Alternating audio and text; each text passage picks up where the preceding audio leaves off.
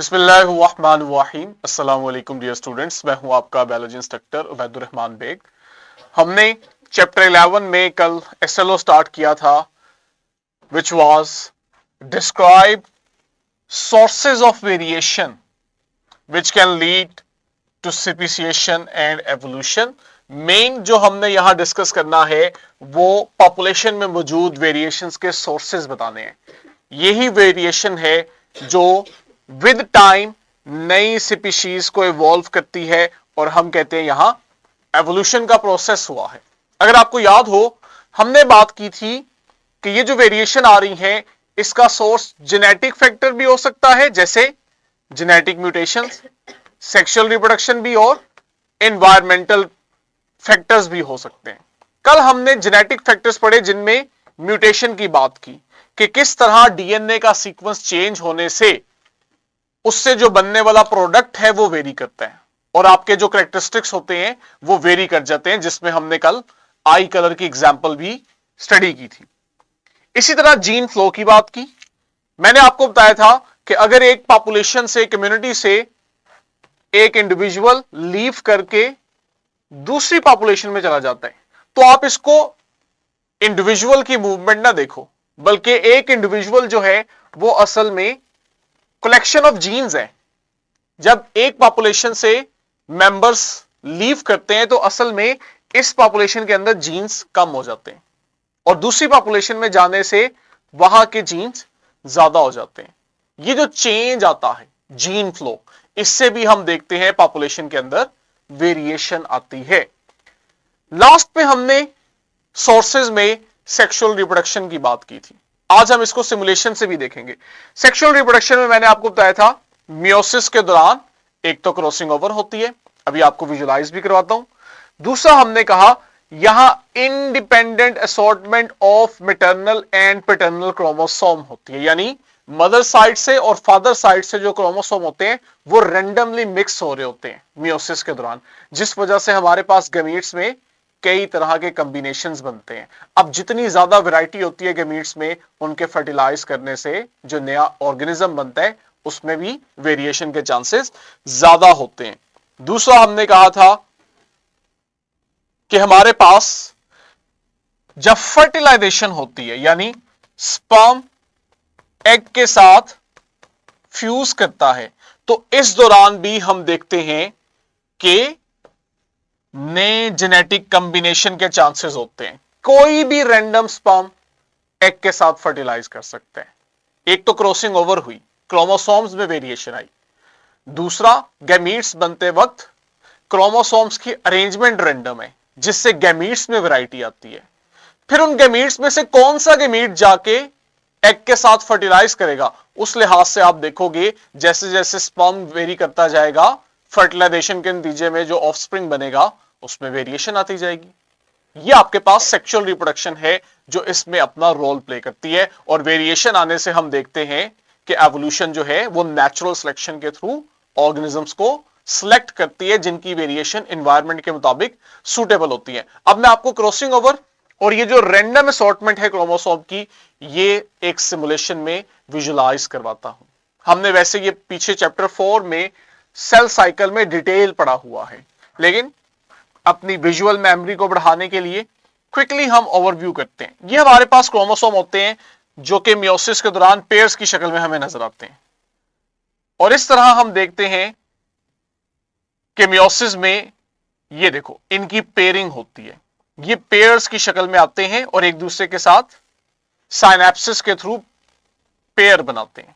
अब जब इनमें पेयरिंग होगी ना, तो ये आपने नोटिस करना है कि ये दो क्रोमोसोम्स जो हैं इनके नॉन सिस्टर क्रोमेटिड्स आपस में सेगमेंट एक्सचेंज करेंगे। आपने इस पर फोकस करना है। सेगमेंट एक्सचेंज करने से क्या होता है, हमारे पास जो क्रोमोसोम्स हैं उनके अंदर नए कॉम्बिनेशंस बनते हैं कि एक क्रोमोसोम अपना सेगमेंट दूसरे को देते हैं, दूसरे वाला अपना सेगमेंट पहले वाले को देता है, जिस वजह से ये क्रोमोसोम अब पेरेंट क्रोमोसोम से मुख्तलिफ हो चुके होते हैं और ये चीज इनके अंदर वेरिएशन का बाइस बनती है। जब जब मियोसिस होती है तब तब हम देखते हैं कि हमारे पास हर दफा क्रॉसिंग ओवर के नतीजे में नए जेनेटिक कॉम्बिनेशन बनने से डॉटर सेल के अंदर या नई जनरेशन के अंदर जो क्रोमोसोम आ रहे होते हैं वो पेरेंट से मुख्तलिफ होते हैं। और जब ये देखो मेटाफेज के दौरान हम कहते हैं ये क्रोमोसोम सेल के सेंटर में अरेंज होते हैं। अब जब ये सेल के सेंटर में अरेंज हो रहे हैं ना, तो इस वक्त कोई कंडीशन नहीं होती कि मदर साइड वाले क्रोमोसोम एक साइड पे होंगे और फादर साइड वाले क्रोमोसोम एक साइड पे होंगे। ये किसी भी पैटर्न के अंदर अरेंज हो सकते हैं। जैसे अगर आप देखो यहां आपको क्रोमोसोम्स के दो शेड्स दिखाए हुए हैं, येलो में भी दो शेड है, ग्रीन में भी दो शेड है।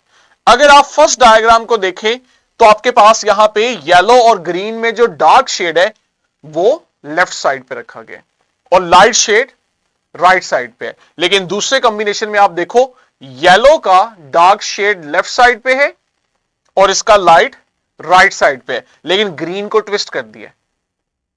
वहां लेफ्ट साइड पे डार्क शेड था ग्रीन का, जबकि यहां लेफ्ट साइड पे लाइट शेड कर दिया गया। बताने का मकसद यह है कि हमारे पास जरूरी नहीं होता कि मदर साइड और फादर साइड वाले क्रोमोसोम जब मेटाफेस में रेंज हो रहे हो तो सभी एक साइड पे रेंज हो। एन मुमकिन है कि आपके पास इस साइड पे ये जो हाफ आपको नजर आ रहा है यहां 10 फादर साइड के क्रोमोसोम हो और 13 जो है वो मदर साइड के हो, या आपके पास 15 फादर साइड के हो, 8 जो है वो मदर साइड के हो, या एक फादर साइड का हो और 22 मदर साइड के हो। कोई भी कॉम्बिनेशन बन सकता है। तो इससे आप अंदाजा लगाओ, एक तो क्रोमोसोम ने आपस में सेगमेंट एक्सचेंज किए, दूसरा मेटाफेज के दौरान जब सेल के सेंटर में अरेंज हो रहे थे तो कोई शर्त या तरतीब नहीं थी। मदर और फादर क्रोमोसोम मिक्स होकर किसी भी पैटर्न के अंदर अरेंज हो सकते हैं। और जब ये क्रोमोसोम नेक्स्ट फेज में आप देखना एनाफेज के अंदर, ये देखो ये लैदा हुए हैं, जब ये लैदा होते हैं ताकि इनसे दो न्यूक्लियस बन सकें तो हमारे पास कोई भी कॉम्बिनेशन बन सकता है। इस जगह पे 23 क्रोमोसोम जो आ रहे हैं उनमें से कितने फादर साइड से आ रहे हैं और कितने मदर साइड से आ रहे हैं ये वेरी करते रहते हैं। आप उनकी रेशो वेरी करते जाओ, आपके पास कॉम्बिनेशन से कॉम्बिनेशन बनते जाएंगे और यही चीज मियोसिस को यूनिक बनाती है। और यही वजह है कि मियोसिस के नतीजे में जो नेक्स्ट जनरेशन आती है वो अपने पेरेंट्स से भी मुख्तलिफ होती है और अपने सिबलिंग्स जो बहन भाई हैं उनसे भी मुख्तलिफ होती है, क्योंकि हर दफा मियोसिस के नतीजे में क्रॉसिंग ओवर से वेरिएशन आती है, फिर रैंडम असॉर्टमेंट से नया कॉम्बिनेशन बनता है क्रोमोसोम का, जो नए आने वाले बच्चे को, ऑफस्प्रिंग को एक यूनिक कैरेक्टरिस्टिक देता है।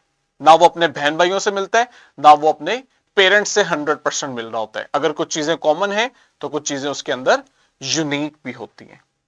ये हमारे पास रोल है सेक्सुअल रिप्रोडक्शन का वेरिएशन के अंदर। असल चीज है वेरिएशन। वेरिएशन जितनी ज्यादा होगी पॉपुलेशन में उतना हम देखेंगे नेचुरल सिलेक्शन के थ्रू एवोल्यूशन का प्रोसेस बेहतर होगा। ठीक है, ये चीज आपने समझ ली है। थर्ड और लास्ट फैक्टर जिसकी बहुत ज्यादा सिग्निफिकेंस है और बच्चों को आइडिया नहीं होता इसका, ये है इन्वायरमेंट। इन्वायरमेंटल फैक्टर्स जो हैं ये भी नेचुरल सिलेक्शन और वेरिएशन में बड़ा इंपॉर्टेंट रोल प्ले करते हैं। हमने कल जब जेनेटिक वेरिएशन पढ़ा या जेनेटिक फैक्टर्स पढ़ा था तो मैंने आपको यहां पे जीन एक्सप्रेशन बताया था, याद है? हमने बकायदा सिमुलेशन से देखा था कि किस तरह डीएनए वाली इंफॉर्मेशन आरएनए के पास आ रही थी, आरएनए से इंफॉर्मेशन जा रही थी प्रोटीन के पास, और वो प्रोटीन जब प्रोडक्ट बनता था तो उससे आप देखते थे हमें कुछ कैरेक्टरिस्टिक्स अपीयर होते थे। ये है जीन एक्सप्रेशन। ये जो डीएनए से आरएनए और आरएनए से प्रोटीन है, इस जीन एक्सप्रेशन को ना एनवायरनमेंट बहुत असरअंदाज कर रहा होता है। पहली लाइन अगर आप देखो तो environmental factors significantly impact the expression of gene. Gene expression से मुराद है कि जीन अपना प्रोडक्ट बनाए और उस प्रोडक्ट से फिर सेल के अंदर कोई कैरेक्टरिस्टिक्स आए, कोई फंक्शन आए। ठीक है, और ये चीज वेरिएशन का बायस बनती है। जब एनवायरमेंटल फैक्टर्स जो हैं वो जीन के एक्सप्रेशन को चेंज कर रहे होते हैं तो वो असल में इंडिविजुअल्स के ट्रेट्स में वेरिएशन लेकर आ रहे होते हैं। एक बहुत कॉमन फैक्टर जो बहुत ज्यादा असरअंदाज होता है वो है क्लाइमेट चेंज। क्लाइमेट चेंज क्या है? जैसे कि आप देख रहे हो विद टाइम हमारी जो अर्थ है इसके टेम्परेचर में वेरिएशन आ रही है, या डिफरेंट इकोसिस्टम्स और अर्थ के जो रीजन्स हैं उनमें वेरिएशन आ रही है टेम्परेचर के अंदर, रेनफॉल के अंदर, वेदर पैटर्न जो हैं ये चेंज हो रहे हैं, इन्हें हम कहते हैं क्लाइमेट चेंज। बारिश कम ज्यादा हो रही है, अगर सर्दी देख रहे हो तो वो बहुत शदीद पड़ रही है बहुत थोड़े टाइम के लिए, गर्मी देखते हो तो उसका स्पैन बढ़ रहा है, टेम्परेचर जो है वो बढ़ता जा रहा है। ये सब हमारे पास क्लाइमेट चेंज है। ये इन्वायरमेंटल फैक्टर्स जो हैं ये क्या कर रहे हैं, लिविंग ऑर्गेनिजम्स के रहने की जगह, उनका जो हैबिटेट है उसको चेंज कर रहे हैं, जिसकी वजह से हम देख रहे हैं स्पीशीज जो हैं वो अपनी जगह चेंज कर रहे हैं, उनके अंदर डिस्ट्रीब्यूशन आ रही है। अगर एक एनवायरनमेंट उनके लिए सूटेबल नहीं रहा तो वो वहां से माइग्रेट करके दूसरी जगह जा रहे हैं। ये तमाम फैक्टर्स जिनमें स्पीशीज माइग्रेट कर रही हैं, रीडिस्ट्रीब्यूट हो रही हैं, और उनका जो माहौल है, कुदरती जगह है रहने की, हैबिटेट, वो वेरी कर रहा है क्लाइमेट चेंज की वजह से। इन तमाम वजूहात से आप देख रहे हो उनके अंदर वेरिएशंस आ रही हैं जो उनमें एवोल्यूशन का बायस बनती है। अब जरा क्लाइमेट चेंज को मैं आपको थोड़ा सिमुलेशन से एलैबोरेट करता हूं कि किस तरह से क्लाइमेट चेंज हैबिटेट डिस्ट्रॉय करता है, हैबिटेट चेंज करता है, और उसकी वजह से जो स्पीशीज है उनकी डिस्ट्रीब्यूशन होती है। पहले तो हम जो ग्लोबली टेम्परेचर चेंज हो रहा है ना, इसको थोड़ा सा अंडरस्टैंड करते हैं। आपने केमिस्ट्री में पढ़ा हुआ है। ये आपके पास एक ग्रीन हाउस है। ये ग्रीन हाउस का कंसेप्ट ये है कि हम आर्टिफिशियली ना प्लांट्स को जब ग्रो करवा रहे होते हैं तो उन्हें एक आर्टिफिशियल एनवायरनमेंट देते हैं जिसमें हम उन्हें ग्लास के हाउस में रखते हैं। ये जो ग्लास हाउस होता है इसकी एक कैरेक्टरिस्टिक होती है कि जब ये लाइट एब्जॉर्ब करता है, इसमें से लाइट पेनिट्रेट करती है और अंदर पड़े प्लांट्स उस लाइट को एब्जॉर्ब करते हैं। बाद में जब वो लाइट री एमिट करते हैं ना, तो कुछ लाइट जो है वो इसी ग्रीन हाउस में ट्रैप हो जाती है। ये देखो रिफ्लेक्ट बैक हो गई है, जिसकी वजह से आप देखते हो कि ग्रीन हाउस का टेम्परेचर बाहर के टेम्परेचर से ज्यादा होता है। और अगर आप ये चीज यहां नोटिस करो, यहां पे ये चीज शो हो रही है कि बाहर के टेम्परेचर में और ग्रीन हाउस के टेम्परेचर में बहुत फर्क है। आपके पास अंदर पैरामीटर दिया हुआ है, उस पैरामीटर को देखें। ये देखो यहां हमारे पास टेम्परेचर जो है वो 15 डिग्री तक आ रहा है, 10 और 12 के दरमियान, जबकि बाहर का टेम्परेचर 0 डिग्री है। तो ये जो अंदर का टेम्परेचर इंक्रीज हुआ है, इसकी वजह असल में ग्रीन हाउस इफेक्ट है कि अंदर का जो एनवायरनमेंट है वो रेडिएट करने वाली हीट को ट्रैप करता है, जिसकी वजह से आहिस्ता आहिस्ता अंदर टेम्परेचर बढ़ता है। एग्जैक्ट यही काम हमारे एटमॉस्फेयर में भी हो रहा है। हमारे एटमॉस्फेयर में जब सन रेज आती हैं और अर्थ उन्हें एब्जॉर्ब करती है, तो कुछ टाइम के बाद अर्थ से जब रेडिएशन बाहर निकलती हैं तो ये ग्रीन हाउस गैसेस जो है उन रेडिएशन को बाहर स्पेस में नहीं जाने देती, बल्कि अर्थ की तरफ रिफ्लेक्ट बैक करती हैं, जिसकी वजह से जब लंबे अरसे तक ये काम होता है तो आप देखते हो अर्थ का टेम्परेचर बढ़ना शुरू हो जाता है। क्या चीज है जो इन रेडिएशन को बाहर एस्केप नहीं करने देती और अर्थ के एटमॉस्फेयर में ट्रैप करती है? बच्चों, ये ग्रीन हाउस गैसेज होती हैं। ये देखो आपके पास साइड में लिस्ट आ रही है कि कौन कौन से ग्रीन हाउस गैसेज हैं, carbon dioxide, ozone, methane etcetera. आपके लिए बस इतना ही काफी है कि ये ग्रीन हाउस गैसेज हैं। हम क्या कर रहे हैं, ह्यूमंस अपनी एक्टिविटी की वजह से इनका एमिशन बढ़ा रहे हैं, यानी एटमॉस्फेयर में इन गैसेस की तादाद बढ़ना शुरू हो गई है। कैसे? हम जैसे वेस्ट ट्रीटमेंट प्लांट यूज कर रहे हैं, वहां से आप देखते हो गैसेस रिमूव हो रही हैं। एनिमल्स को ग्रो करते हो, वो अपनी बॉडी से गैसेस रिलीज करते हैं, स्पेशली मीथेन। ठीक है, एनर्जी सेक्टर देख लो, ट्रांसपोर्ट सेक्टर देख लो, ये वो तमाम ह्यूमन एक्टिविटीज हैं जिन्होंने एटमॉस्फेयर के अंदर ग्रीन हाउसेस की कंसंट्रेशन बढ़ा दी है। और ग्रीन हाउसेस की कंसंट्रेशन बढ़ने से क्या हो रहा है, आपका ग्लोबली टेम्परेचर बढ़ रहा है, और वो फिर आगे मल्टीपल फैक्टर्स का बायस बनता है। टेम्परेचर बढ़ता है, आप देखते हो वहां बारिश कम होती है, हवा के अंदर खुश्की होती है, नमी खत्म हो जाती है। ये तमाम फैक्टर्स जो हैं, एक और सिमुलेशन है, ये तमाम फैक्टर्स एक एनवायरनमेंट को डिस्ट्रॉय करने का बायस बनते हैं, उसे चेंज करते हैं। जब ये काम बड़े लंबे अरसे तक रहता है तो हम देखते हैं कि एक हैबिटेट कंप्लीटली डिस्ट्रक्शन की तरफ जाता है, और वहां से लिविंग ऑर्गेनिज्म या तो माइग्रेट करते हैं, और अगर माइग्रेट नहीं करते तो वहां खत्म होना शुरू हो जाते हैं, जिसकी वजह से हैबिटेट डिस्ट्रॉय होता है और लिविंग ऑर्गेनिज्म इफेक्ट हो रहे होते हैं। ये जो चीज है क्लाइमेट चेंज, ये चूंकि एनवायरनमेंट को इफेक्ट कर रहा है और एनवायरनमेंट की वजह से लिविंग ऑर्गेनिज्म इफेक्ट हो रहे हैं, इसलिए हम देखते हैं इस वजह से भी लिविंग ऑर्गेनिज्म में वेरिएशन आती है। अगर लिविंग ऑर्गेनिज्म माइग्रेट कर गए तब भी जीन फ्लो हुआ है। जहां वो गए हैं वहां पे भी नए कैरेक्टरिस्टिक्स आएंगे, वेरिएशंस आएंगे उस पॉपुलेशन में। और जो पीछे रह गए हैं और अगर वो सर्वाइव कर गए तो वो सर्वाइव इसलिए किए हैं क्योंकि उन्होंने अपने आप को उस बदलते माहौल के मुताबिक अडॉप्ट किया है, उनमें वेरिएशन आई है। तो यही हमारा पॉइंट है कि आपके पास क्लाइमेट चेंज जो है वो वेरिएशन का बाइस बन है। अब यहां देखो, आपने एक चीज नोटिस की है कि ये लैंड ग्रीन थी, मैं इसको दोबारा दिखाता हूं, लेकिन नेचुरल कॉजेस की वजह से, जो भी है हमारी एक्टिविटी की वजह से ये लैंड हमने आहिस्ता आहिस्ता खाली की। अब शुरू में हमें लगा कि ये एक अच्छा काम है कि हम इसको अपने इस्तेमाल में लेकर आ रहे हैं, खुद रह रहे हैं, इंडस्ट्रियल एक्टिविटी कर रहे हैं, फार्मिंग कर रहे हैं, जमीन हमारे इस्तेमाल में आ रही है, हमारा फायदा हो रहा है। लेकिन लॉन्ग रन में ना हम उस जगह को, उस खित्ते को डिस्ट्रॉय कर रहे होते हैं। एक वक्त आता है कि वो जमीन बिल्कुल बंजर हो जाती है हमारी एक्टिविटीज की वजह से। ठीक है, रीजन क्या है? ये आपके पास कुछ वजूहात है। आप किसी भी जगह पे फॉरेस्ट को या इकोसिस्टम को क्यों डिस्ट्रॉय कर रहे हो? आप उस जगह को अपने इस्तेमाल में लाना चाहते हो, एनिमल्स ग्रो करना चाहते हो, प्लांट्स ग्रो करना चाहते हो, उनसे अपनी मर्जी का प्रोडक्ट लेना चाहते हो। होता क्या है? होता यह है कि आपके पास इकोसिस्टम जो है वो डिस्ट्रॉय होना शुरू हो जाता है। यहां पे हमारे पास कंपैरिजन दिया हुआ है दो इकोसिस्टम का, एक नेचुरल है और दूसरा जो है वो ह्यूमन एक्टिविटी की वजह से डिस्ट्रॉय हो चुका है। अब जो नेचुरल इकोसिस्टम है, यहां प्लांट्स ज्यादा है। प्लांट ज्यादा होने की वजह से यहां पे एनिमल्स को शेड अच्छा मिलता है, उन्हें फूड अच्छा मिलता है। इस इकोसिस्टम में एनिमल्स भी ज्यादा है, यानी बायोडाइवर्सिटी ज्यादा है। प्लांट ज्यादा होने से ट्रांसपिरेशन ज्यादा होती है, जिस वजह से बारिश ज्यादा होती है। हवा में जब पानी जाता है तो वो बारिश का बाइस बनता है। ठीक है, बारिश होने से टेम्परेचर ड्रॉप करता है। फोटोसिंथेसिस यहां ज्यादा है। ठीक है, प्लांट्स की ग्रोथ अच्छी है। लेकिन यही काम जब आपने वहां डिस्ट्रॉय किया, आपने जंगलात काटे हैं अपने रहने के लिए, जानवर पालने के लिए, वहां पे फार्मिंग के लिए, अल्टीमेटली क्या हुआ? प्लांट डिस्ट्रॉय होने से हैबिटेट डिस्ट्रॉय हुआ, रहने की जगह, खुराक जो है वहां एनिमल्स के लिए कम हुई, जिस वजह से आप देखोगे आपको इस इकोसिस्टम में इतनी बायोडाइवर्सिटी नहीं मिलेगी।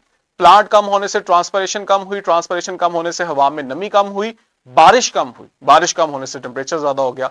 ओवरऑल क्लाइमेट चेंज की वजह से हमने देखा कि ये इकोसिस्टम जो है वो इतना फ्रेंडली नहीं रहा। ठीक है, अब अगर यहां ऑर्गेनिज्म सरवाइव करेंगे तो उनके अंदर वेरिएशन आई होगी, जो इस हाई टेम्परेचर में लेस रेनफॉल वाले एनवायरनमेंट के मुताबिक खुद को अडॉप्ट कर चुके हैं, या अदरवाइज जैसा मैंने कहा वो माइग्रेट कर चुके हैं।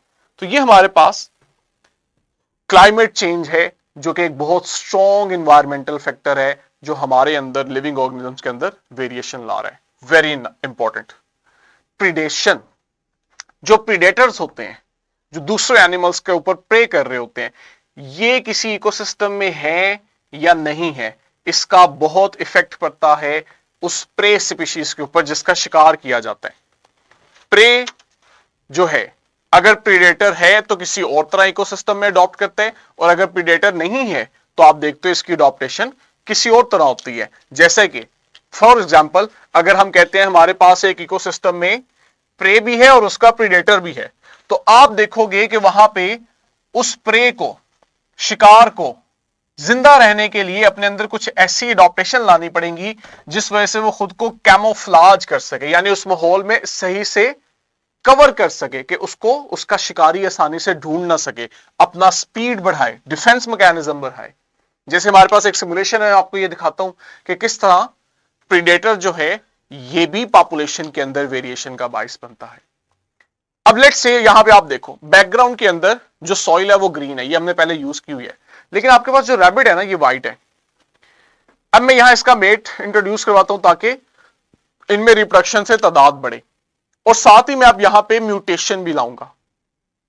ठीक है, ताकि यहां हमें ब्राउन फर वाले रैबिट्स भी मिले। जब इनकी पॉपुलेशन थोड़ी ज्यादा हो जाएगी ना, अब मैं इनका प्रीडेटर यहां रिलीज करूंगा, जो कि यहां वुल्फ है हमारे पास। और आपने देखना है कि जब वुल्फ आएगा ना, तो वो ब्राउन फर वाले रैबिट्स को या व्हाइट फर वाले रैबिट्स को, किसको ज्यादा आसानी से शिकार करेगा। और आप लोग गेस कर सकते हो, क्योंकि बैकग्राउंड में सॉइल ब्राउन है तो व्हाइट वाले ज्यादा हाईलाइट हो रहे हैं। अभी आप देखोगे वुल्फ जब आएंगे तो ये आके व्हाइट वालों का शिकार ज्यादा करेंगे। लेकिन इससे हुआ क्या है इससे हुआ यह कि इन्होंने पॉपुलेशन में चेंज लाया है। आपके पास अब जो रैबिट्स की पॉपुलेशन है ना, आप देखोगे आहिस्ता आहिस्ता इसमें व्हाइट फर वाले रैबिट्स कम होते जाएंगे और ब्राउन वाले ज्यादा होते जाएंगे। क्यों? क्योंकि वो खुद को इस माहौल में ज्यादा बेहतर कैमोफ्लाज कर रहे हैं। वुल्फ के लिए, प्रेडेटर के लिए इन्हें सर्च करना जरा मुश्किल हो रहा है, जबकि व्हाइट वाले बड़े इजीली आसानी से वो पकड़ में आ जाते हैं। ये आपके पास प्रीडेटर का इफेक्ट आता है किसी भी पॉपुलेशन में। तो आप देखते हो कि हमारे पास जो प्रीडेटर है ये भी पॉपुलेशन के अंदर वेरिएशन लेकर आता है, जैसे अभी हमने सिमुलेशन में देखा कि व्हाइट वाले कम हुए और ब्राउन फर वाले रैबिट्स ज्यादा हो गए। कंपटीशन भी हमने पढ़ा हुआ है, सिपिसिएशन में हमने ये सारी चीजें पढ़ी हैं कि लिविंग ऑर्गेनिजम्स में आपस में जो कंपटीशन है ये भी वेरिएशन लेकर आता है। कंपटीशन हमारे पास इंट्रा स्पेसिफिक भी था और इंटर स्पेसिफिक भी था। और क्यों हो रहा था? क्योंकि इकोसिस्टम के अंदर रिसोर्सेस की कमी थी। तो वो ऑर्गेनिज्म जिनके पास हेल्पफुल एडवांटेजियस कैरेक्टरिस्टिक्स हैं, हम देखते हैं उनके सरवाइव करने और रिप्रोड्यूस करने के चांसेस ज्यादा हो जाते हैं, विद इन सेम स्पीशीज भी और बिटवीन डिफरेंट स्पीशीज भी। और मजे की बात यह है कि जो कंपटीशन है ना, ये with in same species intra specific ज्यादा होता है, ये ज्यादा इंटेंस होता है वहां पे। ठीक है, जिराफ का आपस में भी कंपटीशन होगा और इनका एलिफेंट के साथ भी है। एलिफेंट ज्यादा पावरफुल है, वो पहले यहां से पानी पिएगा और जिराफ को वेट करना पड़ेगा। और जब जिराफ का आपस में कंपटीशन होगा तो आप देखोगे जो जरा ज्यादा हेल्दी हैं, यंग हैं, पहले वो अपना हक जताएंगे। जो ओल्ड हैं या अभी जो बेबीज हैं उनकी बारी बाद में आती है। लास्ट में हमारे पास है बच्चों जियोग्राफिकल बैरियर्स, ये भी एनवायरमेंटल फैक्टर में आता है। और हमने स्पीशिएशन वाले एसएलओ में सेकंड नॉलेज में बड़े अच्छे से ये पढ़ा था कि किस तरह जियोग्राफिकल बैरियर्स जो हैं वो दो पॉपुलेशन को अलग कर देते हैं, जिस वजह से उनका एनवायरमेंट चेंज होने से उनमें डिफरेंट अडॉप्टेशन आती हैं, वेरिएशन आती हैं और वो डिफरेंटली इवॉल्व होते हैं। क्या हो सकते हैं ये बैरियर? माउंटेन हो सकते हैं, रिवर हो सकते हैं, ओशन हो सकते हैं, जो डिफरेंट पॉपुलेशन को एक दूसरे से सेपरेट करते हैं, जिसकी वजह से उनमें आपस में ब्रीडिंग नहीं हो पाती और वो डिफरेंटली इवॉल्व करते हैं। क्यों? क्योंकि उनका जो एनवायरमेंट है ना, या एनवायरमेंटल कंडीशन है, वो एक दूसरे से डिफरेंट होती हैं। होता क्या है, अगला पॉइंट बड़ा इंपॉर्टेंट है और बड़ी आसानी से मैं आपको एक अच्छी सी एग्जांपल देकर समझाऊंगा। कहते हैं एनवायरमेंटल फैक्टर्स जो है ये अक्सर इंटरेक्ट करते हैं जेनेटिक फैक्टर्स के साथ, और जब ये जेनेटिक फैक्टर्स के साथ इंटरेक्ट करते हैं तो ये फिनोटाइप के अंदर वेरिएशन लेकर आते हैं। ये जो फिनोटाइप में वेरिएशन आती है, इसी पे तो नेचुरल सिलेक्शन एक्ट करती है। अब आपने इन टर्मिनोलॉजीज को समझना है। एनवायरमेंटल फैक्टर्स इंटरेक्ट कर रहे हैं जेनेटिक फैक्टर्स यानी आपके डीएनए जीन्स के साथ, ये तो समझ आती है। आसान अल्फाज में माहौल का आपके जेनेटिक्स पे असर होता है। कहते हैं इस वजह से ना आप देखते हो कि माहौल चूंकि आपके जेनेटिक फैक्टर्स को इफेक्ट कर रहा होता है, तो आपके जो ट्रेड्स हैं उसका जो एक्सप्रेशन होता है उसमें फर्क आता है। हमारे ट्रेड्स का जो एक्सप्रेशन है ना बच्चों, इससे हम कहते हैं फिनोटाइप। जैसे आई कलर एक ट्रेड है, इसका एक्सप्रेशन क्या है? ब्लैक कलर का हो सकता है, ये उसका एक एक्सप्रेशन है। तो वो जो ब्लैक कलर है, वो ब्लैक, वो फिनोटाइप है। लेकिन इसका एक्सप्रेशन ग्रीन भी हो सकता है, आई कलर ग्रीन भी तो हो सकता है, ब्लू भी हो सकता है, ब्राउन भी हो सकता है। तो ट्रेट एक है आई कलर, लेकिन उसकी फिनोटाइप्स, उसके एक्सप्रेशन 4 हैं। तो ये इन फिनोटिपिक वेरिएशन की तरफ इशारा कर रहा है कि जब माहौल जेनेटिक फैक्टर्स के साथ इंटरेक्ट करते हैं तो वो एक ट्रेट के अंदर मल्टीपल फिनोटाइप्स इंट्रोड्यूस करते हैं। फिनोटिपिक वेरिएशन आती है, आई colour black, brown, green, orange, कुछ भी हो सकता है। ठीक है, ये जो कहते हैं फिर वेरिएशन आती है ना फिनोटाइप्स में, यही वो वेरिएशन होती है जिन पे नेचर सिलेक्शन का काम करती है कि इनमें से जो वेरिएशन ज्यादा बेहतर होती है एनवायरमेंट के लिए, वहां पे आप देखते हो उन वेरिएशंस को रखने वाले लिविंग ऑर्गेनिजम्स बेहतर सर्वाइव करते हैं, बेहतर रिप्रोड्यूस करते हैं। ठीक है, कहते हैं ये काम जब लंबे अरसे तक चलता रहता है तो ओवर टाइम आप देखते हो ये जो एनवायरमेंटल प्रेशर है ना, ये फिर एक पॉपुलेशन की जेनेटिक कॉम्बिनेशन को, जेनेटिक मेकअप को चेंज करता है। ठीक है, जेनेटिक मेकअप से मुराद यही है, जेनेटिक मटेरियल उसमें चेंज आता है एनवायरमेंट की वजह से। और अल्टीमेटली क्या होता है? स्पीशिएशन का प्रोसेस होता है कि जब ये काम लंबी अरसे तक चलता रहता है, हर आने वाली जनरेशन पहले वाले से मुख्तलिफ होती है, तो हम देखते हैं कि एक वक्त के बाद आने वाली जनरेशन में इतनी चेंजेस आ चुकी होती हैं कि वो अपने एंसेस्टर से टोटली डिफरेंट होती है। हम कहते हैं अब ये एक नई स्पीशीज बन गई और यहाँ पे एवोल्यूशन का प्रोसेस हुआ है, जिससे नई जिंदगी वजूद में आई है, एक नई स्पीशीज जो है वो इवॉल्व हुई है। रिमेंबर हमने स्क्विरल की बात की थी स्पेसिएशन के अंदर भी, कि किस तरह दो डिफरेंट माहौल मिलने से आपके पास एक एंसेस्टर के बावजूद जो ऑफस्प्रिंग है वो दो डिफरेंट एनवायरमेंट, दो डिफरेंट स्पीशीज में इवॉल्व हुए हैं। आई होप लेक्चर आपके लिए इंटरेस्टिंग रहा होगा। मैंने बहुत सारे इंपॉर्टेंट कंसेप्ट जो हैं वो आपको सिमुलेशन और डायग्राम की मदद से अभी समझा दिए हैं। ये वो बातें हैं जो एफएससी के बच्चे को भी क्लियर नहीं होती हैं। और देखो कैसे हम डिजिटल मीडिया में 3D एनिमेशन और सिमुलेशन की मदद से अपने लेक्चर्स को ज्यादा इंटरेस्टिंग बनाते हैं और हमें वो ज्यादा बेहतर समझ भी आती है। अगर यहां से सिमुलेशन निकाल दी जाए और इस तरह की बेहतर डायग्राम्स निकाल दी जाए और वही व्हाइट बोर्ड पैटर्न रखा जाए, तो यकीन माने कि एफएससी के बच्चे को भी ये लेक्चर्स बोरिंग लगते हैं, उसका इंटरेस्ट डेवलप नहीं होता। लेकिन सही टेक्नोलॉजी के इस्तेमाल से ये टॉपिक, ये चैप्टर उतना ही इंटरेस्टिंग हो जाता है। तो हमारा एसएलओ जो हमें कहता है हम डिस्क्राइब करें सोर्सेज ऑफ वेरिएशन, वो वेरिएशन जिसकी वजह से हम देखते हैं स्पेसिएशन और एवोल्यूशन का प्रोसेस होता है। आई होप कि आपको ये क्लियर हुआ है। आपके पास इसकी वर्कशीट क्वेश्चन बैंक है, ज्यादा से ज्यादा बच्चों इसकी प्रैक्टिस करो। हमारे पास अब इस चैप्टर का, इस बुक का एक लास्ट एसएलओ रह गया है, उसे भी हमने बड़े अच्छे से समझना है क्योंकि उसकी सिग्निफिकेंस भी इतनी ज्यादा है। और आप देखोगे इसी तरह हम सिमुलेशन एनिमेशन से उसको भी बड़ा इंटरेस्टिंग बनाने लगे हैं। इसके बाद हमारी ये किताब कंप्लीट हो जाएगी। कल मिलते हैं लास्ट एसएलओ के साथ, तब तक के लिए बच्चों अल्लाह हाफिज।